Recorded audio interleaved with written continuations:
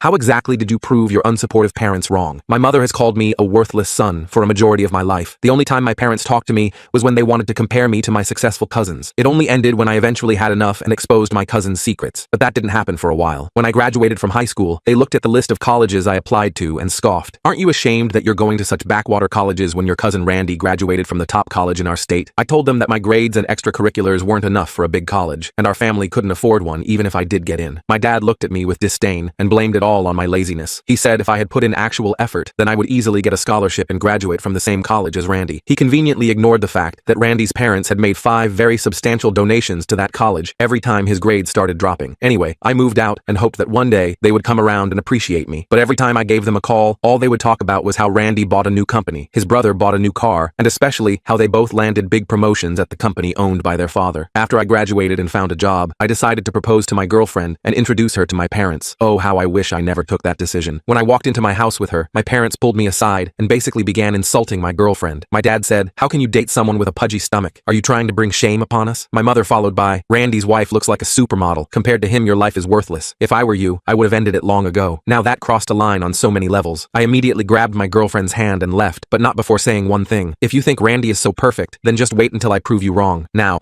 it's worth mentioning that even though I said that, I never expected for the opportunity to arrive so soon. 3 days later, I was getting my morning coffee when I saw Randy on the street. I knew he was in my town for a business meeting, but he was leaning on one of his sports cars and kissing a woman that was obviously not his wife. I took my phone out and started recording. Eventually, they got back in the car and drove off, so I followed them just in case the phone recording wasn't enough. I filmed them going inside a hotel with their arms locked. After I went home, I told my girlfriend about it, and we immediately contacted Randy's wife. You need to understand that this woman wasn't your typical trophy wife. She had her own business that she didn't inherit from anyone, and had a history of destroying anyone who tried to mess with her. She posted all the proof on social media and tagged everyone from our family. She even exposed Randy's secrets, which included his very specific hobbies involving the empty chair in hotel rooms. That's the main reason he was cheating, since his wife was too proud to entertain his desires. The fallout was massive. Randy's parents threatened her to delete everything and come back home, but it backfired and allowed her to get full custody of their 2 kids. She was also privy to some company secrets and decided to reveal those to their business partners, which meant a huge loss for Randy's parents. They had no choice but to shift their anger from the ex-wife to their own son. They took away his cars and credit cards and confined him to a tiny apartment. He couldn't do anything since he never learned how to live all on his own. Once it was all over, I called my parents, who were also upset, and asked them, "Do you still think I'm a failure when compared to the ever-brilliant Randy?" They reluctantly agreed that they were wrong to compare us and didn't see the full picture about their perfect idol.